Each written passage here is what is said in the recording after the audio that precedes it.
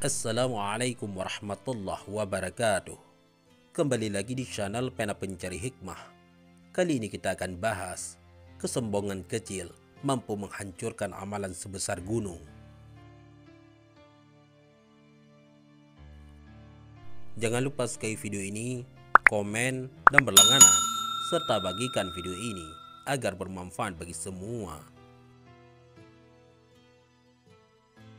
Ada sebuah riwayat mengatakan bahwa para petinggi iblis tidak akan risau bila umat manusia melakukan amalan yang banyak. Mereka malah membujuk keturunan Adam dan mendorongnya agar beribadah sebanyak-banyaknya kepada Allah. Sebab menurut iblis, ketika seseorang merasa memiliki banyak amal, maka di sanalah bibit-bibit kesombongan akan mulai tumbuh, lalu menganggap diri paling benar dan lebih baik dari orang lain.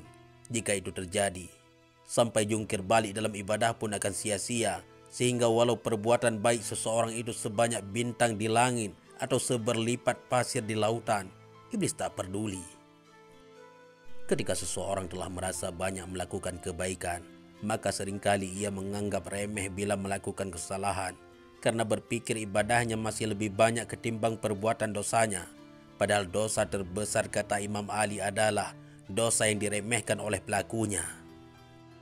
Sahabat Pena Pencari Hikmah, inilah misi terbesar iblis yang paling halus, namun dampaknya memporak-porandakan amalan seseorang.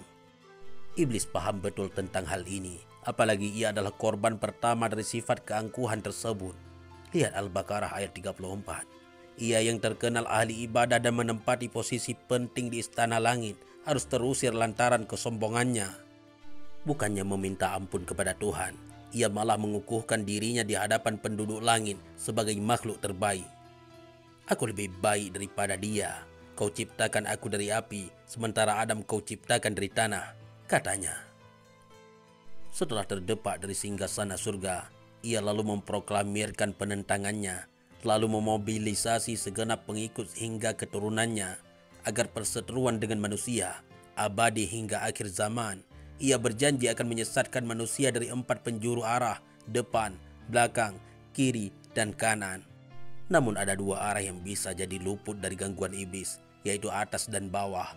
Bisa disimpulkan bahwa kedua arah tersebut yang menghindarkan manusia untuk berlaku angkuh, sehingga tak menghalanginya untuk menengadahkan kedua tangannya ke atas dan bersujud ke bawah, merendahkan diri di hadapan Sang Pencipta. Sahabat Pena Pencari Hikmah, berikut beberapa faktor dan sumber kesombongan. Pertama, faktor keturunan. Ialah seorang yang merasa berasal dari keluarga ningrat, darah biru, dan lain-lain, hingga menganggap diri tidak layak dibandingkan atau bersanding dengan orang lain. Kedua, kesombongan disebabkan karena materi. Entah karena ia merasa lebih kaya, lebih rupawan, atau ia memiliki jabatan sehingga anggapannya lebih terhormat dibandingkan orang lain. Ujung dari sifat sombong dalam kategori ini adalah tak hanya meremehkan, tapi juga berlaku zalim dengan sikap kesewenang-wenangan. Ketiga, faktor kecerdasan. Merasa lebih pintar, paling benar, berpendidikan, sehingga menolak kebenaran dari orang lain karena mengukuhkan diri sebagai yang lebih berwawasan. Keempat, faktor kebaikan. Ia menyombongkan akhlaknya. Ia memuji dirinya akan sedekahnya yang banyak, akan kebaikan-kebaikannya kepada orang-orang di sekitarnya. Kelima, faktor ibadah. Khususnya dalam ibadah mahdah, entah salatnya, puasanya, hajinya, dan lainnya. Tak jarang ketika seseorang baru pulang dari tanah suci, yang lantas tak disematkan haji di depan namanya, muka cemberut akan segera ditampakkannya. Sahabat Pena Pencari Hikmah, tentang orang sombong tersebut, Allah memberi garansi bebas tes masuk neraka jahanam.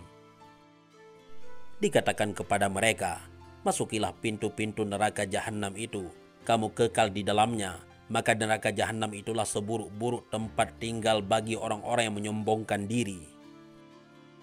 Dalam hadis pun telah disebutkan, tidak akan masuk surga orang yang di dalam hatinya terdapat kesombongan walaupun sebesar biji sawi.